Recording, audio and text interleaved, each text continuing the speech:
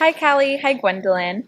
This week, I need to tell you about meeting Neil Gaiman. I heard that he was coming to UW and got really excited. I mean, he's a huge name.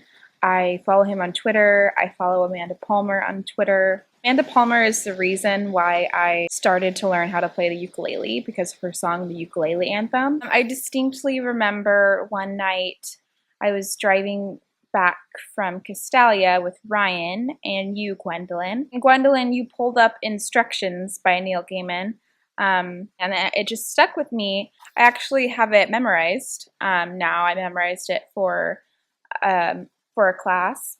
I actually recorded myself reading it on my phone. And had pretty piano music playing in the background. And while I was learning to memorize it, I would just kind of like listen to it every night as I was like falling asleep. So I was just like listening to myself read. That's probably narcissistic, but it really did help. It was a really good tool. But anyway, I heard that Neil Gaiman was coming to UW. I bought a ticket to go see him and then realized I have not actually read any of his books. I went on a Neil Gaiman reading binge and read 3 of his books in like a week and a half or something, which is fast for me. I read The Ocean at the End of the Lane, Stardust, and Coraline.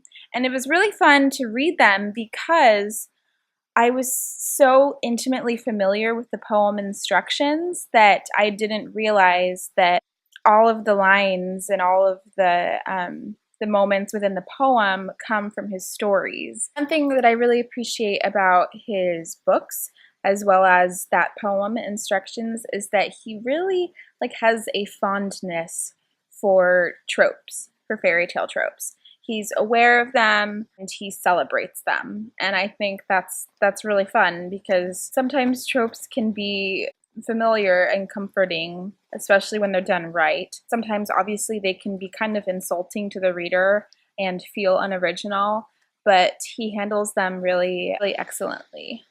So, day before the event, one of my friends who works for ASUW messaged me and was like, hey, I was wondering if you would like to go to a small reception before the Neil Gaiman event, where Neil Gaiman will be kind of mingling with the reception guests. There should be about 20 or 30 people there. And I was like,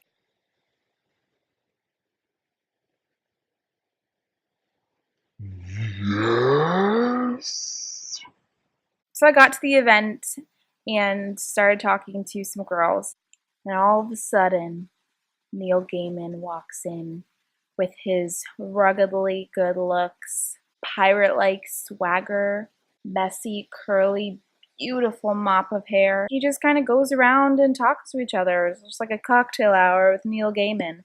And he comes around to this like half circle of people that I'm standing with, like awkwardly waiting for him to acknowledge our presence, and shakes every person's hand, asks them their name. So he'd be like, hi, Adam.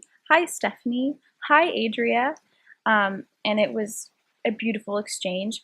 So we're all standing there, just like kind of gazing at him in wonderment. And then someone was like, hey, thanks for coming to visit us in Seattle. And he's like, oh, it's always a pleasure to come to Seattle. Oh my gosh, I'm terrible at British accent. He was like, oh yeah, it's nice to be in Seattle. And I was like, what's your favorite thing to do in Seattle? Which is such a dumb icebreaker question, but it got him talking, and he looks directly into my eyes and maintains this like amazing uninterrupted eye contact.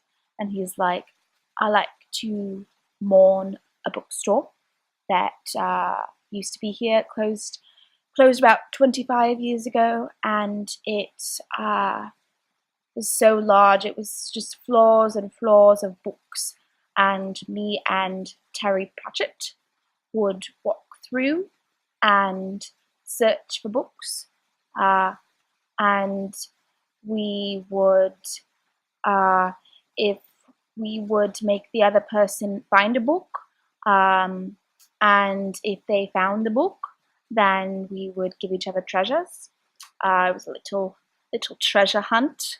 And there was beautiful international postal exchange where you could fill a wooden crate full of £50 worth of books, and then you could send it to yourself overseas for about $15 to $20. And 6 to 7 months later, the wood crate would arrive on your front doorstep, and you would open it up, and it would be like a book Christmas. And you would have completely forgotten which books you would have picked out, and it was wonderful. They should still offer that, but sadly they don't, and sadly that bookstore is closed down. And I wasn't looking at the camera the entire time I was doing my poor British accent. But he was just like looking at me the entire time, and it was like an out of body experience for me. I was just like, is this really happening? Am I really having uninterrupted eye contact with this fairy tale pirate magical wizard? Yeah, I was. So anyway, so right after that, he was like, okay, I must depart. Or he said something beautiful like that. And then someone was like, wait. So is Sandman being made into a movie? And he was like, oh yes, it's in production. A fellow by the name of Joseph Gordon-Levitt is directing it. And every once in a while, I'll get an email from his production team, asking a question about the story. So we'll see. And then someone was like, are you gonna write another episode of Doctor Who? And he was like, I would like to, but at the moment I'm working on a series for the BBC, but it's secret, so I can't tell you anything.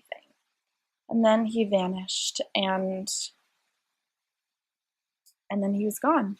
We went into the giant hub ballroom where there were, I don't know, I'm bad at estimating numbers, maybe 1,000 people there. And the people who were at the reception kind of got the first couple of rows of seats. Just made me feel super spoiled. His talk was wonderful. He basically did like this large like Q&A session. People like standing in line wrote down questions on note cards, and then he kind of picked some that he wanted to answer, and then a couple like sparked certain stories that he wanted to read from his collection of short stories, Trigger Warning. He talked a lot about Amanda Palmer and how much he misses her and her little baby bump, which was really told us about his square piano writing, like converted writing desk that she bought for him for his birthday. And I Googled this, and it's a thing, and it's beautiful. He talked a lot about how different him and Amanda Palmer are. He talked about how they visited Scotland, how much she hated it because it's so, I think she described it as like bare and lonely and too quiet. And he was just like, yeah, that's why I love it. You can just relax and be by yourself. And she was just like, well, I don't get this whole Scotland thing, but you don't get the whole doing shots with strangers thing. So, you know, to each his own. He talked about Terry Pratchett, who just died a couple of months ago, and their friendship. He told a couple of fun stories. I also have mixed feelings about this, but the things he told me about that cool bookstore in Seattle during the reception, he also mentioned in the big event. So that was kind of like, oh, like he's telling everybody. It's not like he was just telling me, which is super self-centered, I know. But also, one thing he did say was, as I was telling someone earlier, and I was like, I was that person he was telling earlier. So in review, Neil Gaiman is a beautiful, magical fairy tale pirate wizard. I want to burrow into his moppy curly hair. Also, he was a precious friend to Terry Pratchett, and he is the most precious husband to Amanda Palmer. I had like 5 hours of uninterrupted eye contact with him, and he has a cool writing desk. I hope you ladies are having a fantastic, magical week. I would love to know which is your favorite Neil Gaiman novel or piece or graphic novel or Doctor Who episode or whatever. I think for me, I really enjoyed Stardust.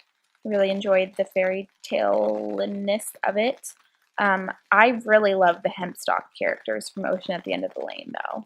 They're fantastic, and they make really amazing food. Or maybe just Neil Gaiman writes food descriptions really well. That's it for this week. I hope you enjoy listening to my experiences with Neil Gaiman. And I'll see you next week, Callie.